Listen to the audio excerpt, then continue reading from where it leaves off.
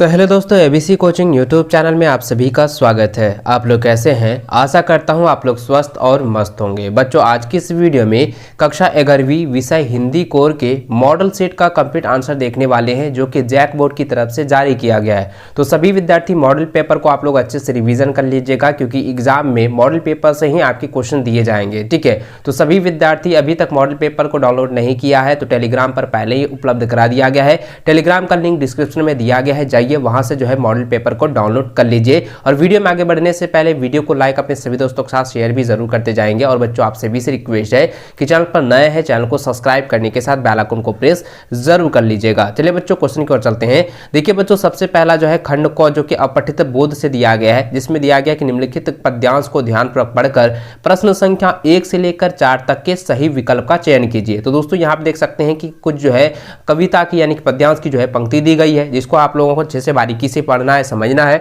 देखिए बच्चों, यहाँ पे लिखा है कि तेरे मेरे बीच कहीं एक घृणामय भाईचारा संबंधों के महासमर में तू ही हारा मैं भी हारा, बंटवारे ने भीतर भीतर ऐसी ऐसी ढाह जगाई, जैसे सरसों के खेतों में सत्यानाशी उग उग आई।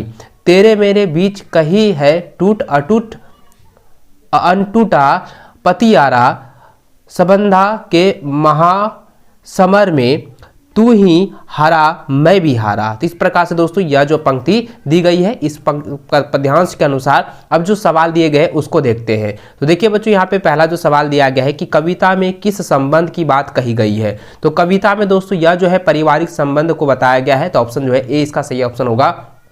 अगला सवाल है कि उपयुक्त शीर्षक चुने, यानी कि सबसे उपयुक्त शीर्षक क्या होना चाहिए। तो दोस्तों यहाँ पे मेरा ध्यान दीजिएगा, इस कविता में, ठीक है, इस पोएम में जो है, इस कविता में जो है बंटवारे शब्द, ठीक है, बंटवारा जो है इस कविता के अनुसार जो है बंटवारा जो एकदम उपयुक्त जो है इसका शीर्षक होना चाहिए। तो चलिए दोस्तों आगे देखते हैं ऑप्शन। तो ऑप्शन यहाँ पे देख सकते हैं कि ऑप्शन नंबर जो है सी में दिया हुआ है बंटवारा, ठीक है, यही इसका आंसर हो जाएगा।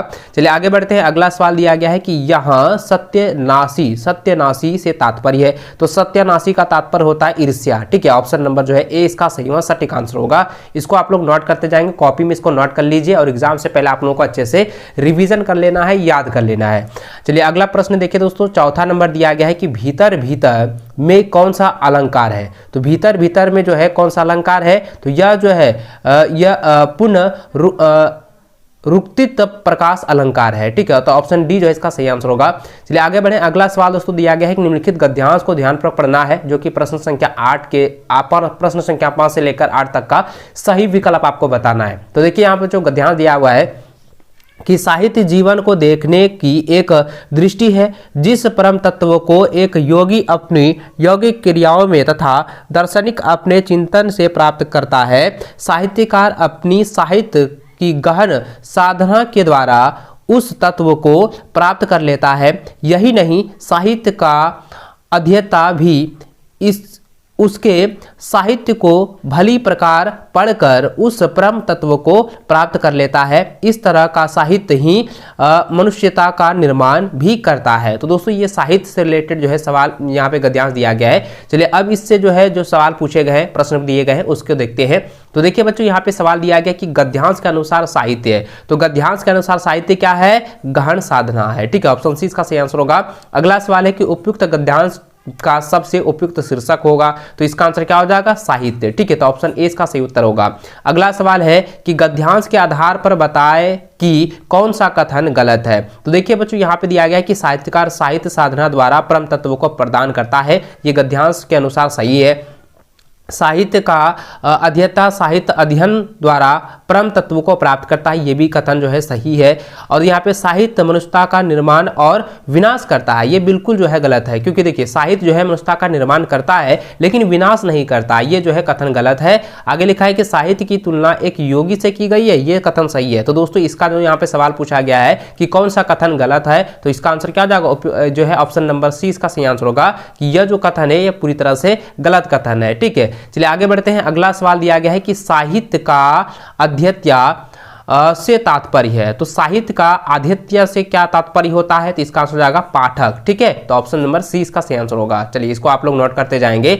अगला सवाल दोस्तों जो है यहाँ पे देख सकते हैं खंड ख से दी गई है, जो कि रचना, लेखन और अभिव्यक्ति और माध्यम से दिया गया है। तो देखिए यहाँ पे सवाल दिया गया कि जनसंचार के लिए अंग्रेजी में कौन सा शब्द प्रयुक्त होता है, तो इसका आंसर क्या हो जाएगा, मास कम्युनिकेशन। ठीक है, मास कम्युनिकेशन ऑप्शन नंबर 20 का सही आंसर होगा। अगला सवाल है निम्नलिखित में कौन सा औपचारिक पत्र नहीं है, तो औपचारिक पत्र यहाँ पे नहीं है। ये देखिए आपको जो है, आपको पहले भी मैंने बताया हुआ है कि ये जो है बार बार एग्जाम में पूछा जाता है, इसको आप लोग नोट कर लीजिएगा। औपचारिक पत्र क्या होगा, जो रिलेटिव रहता है ना उसमें औपचारिक पत्र नहीं होता है। ठीक है, तो यानी कि भाई को पत्र लिखना ये जो है औपचारिक पत्र नहीं है। ऑप्शन नंबर डी इसका सही आंसर होगा। अगला सवाल है कि फीचर के लिए हिंदी में कौन सा शब्द प्रयुक्त होता है, तो इसका आंसर क्या हो जाएगा, रूपक। ठीक है, ऑप्शन ए इसका सही आंसर होगा।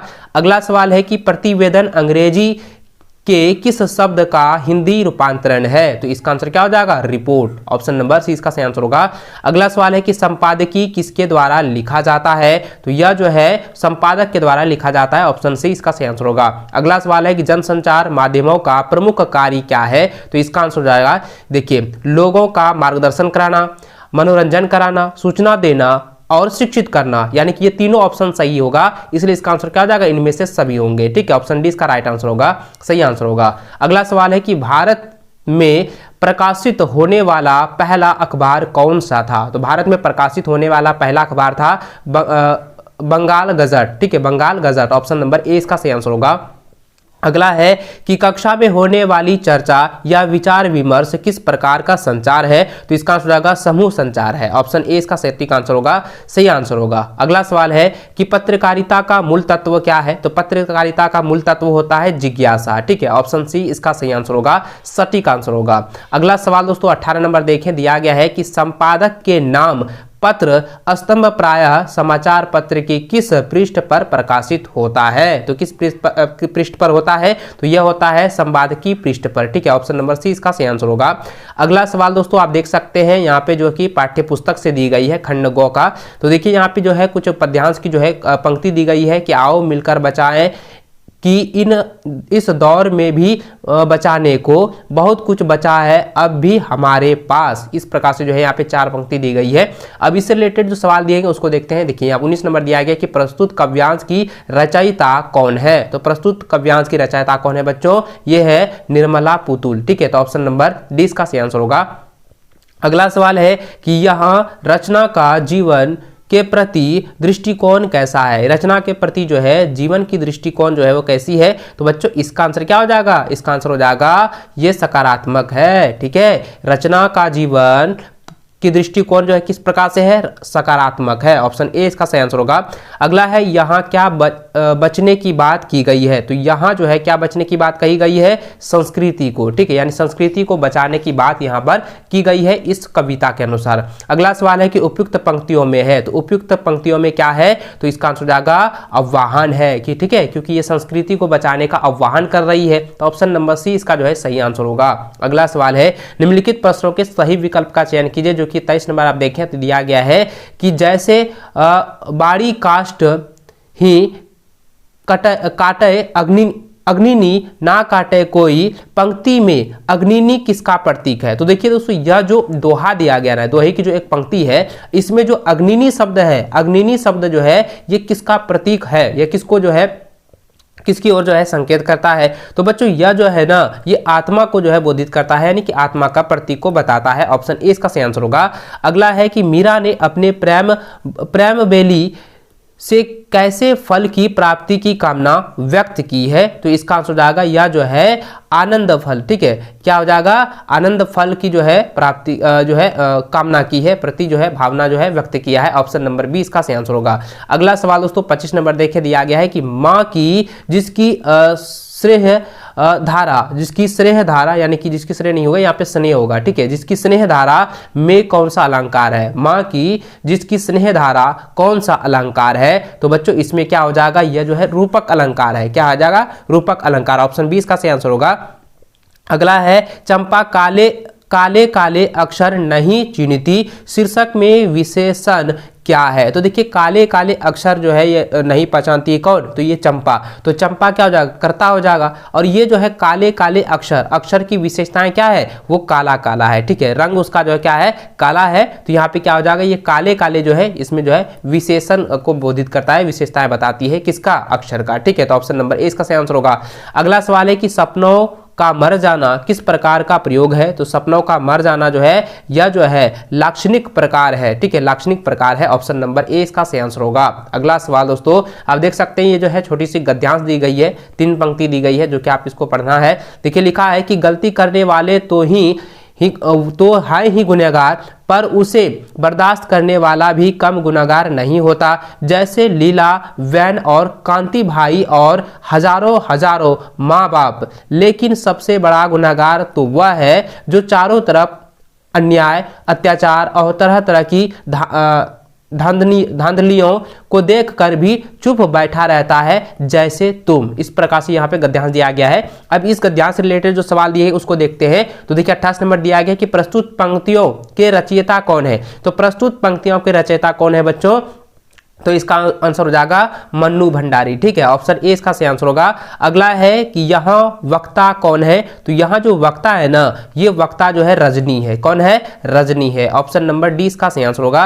अगला सवाल दिया गया है कि इस गद्यांश के केंद्रों में कौन सी समस्या है? तो इस गद्यांश के केंद्रों में, इस गद्यांश के भीतर जो है कौन सी समस्या को यहाँ पे दर्शा रही है? तो यह जो है दोस्तों शिक्षा को बोधित कर रहा है, यानी कि शिक्षा की समस्या को यहाँ पे दर्शा रही है। ऑप्शन नंबर सी इसका सही आंसर होगा। अगला है इनमें कौन सी विशेषता वक्ता के चरित्र की है? तो इसका आंसर क्या हो जाएगा? इसका आंसर जाएगा देखिए समाज सेवी, स्पष्टवादी और संघर्षशील, ये तीनों जो है चरित्र की है। तो ऑप्शन नंबर जो है इसका सही आंसर होगा ऑप्शन नंबर डी, ठीक है, इसको नोट कर लेंगे, ये सभी होंगे। अगला सवाल उसको दिया गया है कि नमक का दरोगा कहानी में है। तो नमक के दरोगा कहानी में कौन है? तो देखिए नमक का दरोगा कहानी में क्या है बच्चों? ये कई बार एग्जाम में पूछा जा चुका है। तो इसका आंसर क्या हो जाएगा? धन के ऊपर धर्म की जीत है, ठीक है। तो ऑप्शन नंबर ए इसका सही आंसर होगा। अगला सवाल 32 नंबर दिया गया है कि मियां नसीरुद्दीन किस विद्या की रचना है? तो यह जो है किस विद्या की रचना है? यह जो है शब्द चित्र की जो है रचना है। ऑप्शन नंबर सी इसका सही आंसर होगा। अगला सवाल है कि पथेर पंचाली फिल्म के निर्माण में सबसे बड़ी समस्या क्या थी? तो इसका आंसर हो जाएगा समय का अभाव। ऑप्शन नंबर सी इसका सही आंसर होगा, ठीक है, इसको आप लोग नोट कर लेंगे। नहीं दोस्तों, इसका जो आंसर होगा ना धन का अभाव होगा, क्योंकि दोस्तों यहाँ पे देखिए पथेर पंचाली फिल्म का जो निर्माण हुआ था, ठीक है, तो उसमें जो है ना धन का अभाव हुआ था, ठीक है, तो इसकी समस्याएं बहुत बड़ी थी, धन की समस्या ही था, ठीक है, तो धन का अभाव की समस्याएं थी। तो ऑप्शन नंबर डी जो है इसका राइट आंसर होगा 34 नंबर का। अगला सवाल दोस्तों देखिए 35 नंबर दिया गया है कि विदाई संभाषण पाठ किस वायसराय के शासन में भारतीयों की स्थिति का खुलासा करता है? तो यह बच्चों इसका आंसर क्या हो जाएगा? ये कर्जन, ठीक है, कर्जन की जो है खुलासा करता है। ऑप्शन सी इसका सही आंसर होगा। अगला है कि लेखक का भारत माता की जय से क्या अभिप्राय है? तो लेखक का भारत माता की जय से क्या अभिप्राय है? कि यहाँ के लाखों करोड़ों लोगों की जय, ठीक है, तो ऑप्शन नंबर जो है सी इसका सही आंसर होगा। ये क्वेश्चन रिपीट कर चुका है, ये एग्जाम में पूछे जा चुके हैं। चलिए अगला प्रश्न देखें, 37 नंबर दिया गया है कि लता मंगेशकर से पहले किस विख्यात गायिका का चित्रपट संगीत में अपना जमाया था? तो देखिए बच्चों यहाँ पे लता मंगेशकर से पहले जो है वो कौन सी गायिका थी जो कि चित्रपट संगीत में जो है अपना जो है धाक जमाया था, ये पूछा गया है। तो इसका आंसर क्या हो जाएगा? ये हो जाएगा नूरजहां, ठीक है, नूरजहां कौन है? एक गायिका है। ऑप्शन नंबर जो है 20 का सही आंसर होगा। अगला सवाल है कि भारतीय चित्रपट संगीत के क्षेत्र में स्वर कोकिला के नाम से विख्यात गायिका कौन है? तो इसका आंसर क्या हो जाएगा? आशा भोसले, ठीक है, आशा भोसले को जो है क्या कहा जाता है कि ये स्वर कोकिला कहा जाता है, ठीक है, तो ऑप्शन नंबर ए इसका सही आंसर होगा। चलिए आगे बढ़ते हैं बच्चों, ये कई बार जो है एग्जाम में पूछा जा चुका है, ठीक है, सॉरी यहाँ पे 38 नंबर का जो आंसर होगा ना, 38 नंबर का जो है आशा भोसले नहीं होगा, 38 नंबर का होगा वो लता मंगेशकर, ठीक है, तो ये लता मंगेशकर को ही जो है स्वर कोकिला कहा जाता है, इसको आप लोग याद रखेंगे। 38 का क्या हो जाएगा? भारतीय चित्रपट संगीत के क्षेत्र में स्वर कोकिला किसको कहा जाता है? लता मंगेशकर को कहा जाता है। ऑप्शन सी जो है इसका सही आंसर होगा। अगला सवाल दिया गया है कि कुई की चिनाई करने के लिए किस घास का उपयोग किया जाता है? तो यह जो है खेप घास का जो है उपयोग किया जाता है। ऑप्शन ए इसका सही आंसर होगा। अगला सवाल है कि कुई की चिनाई करने वाले को क्या कहते हैं? तो देखिए कुई की चिनाई करने वाले लोगों को जो है वो चेलबांजी कहा जाता है। ऑप्शन नंबर सी जो है इसका सही आंसर होगा। तो दोस्तों इस वीडियो में जो है हिंदी कोर का जो है सारे ऑब्जेक्टिव क्वेश्चन मैंने आप लोगों को बता दिया है। इसको आप लोग एग्जाम से पहले अच्छे से रिवीजन कर लीजिएगा, क्योंकि इसी से जो है आपकी बोर्ड एग्जाम में प्रश्न पूछे जाएंगे। चलिए दोस्तों मिलते हैं नेक्स्ट में, तब तक जय हिंद, वंदे मातरम।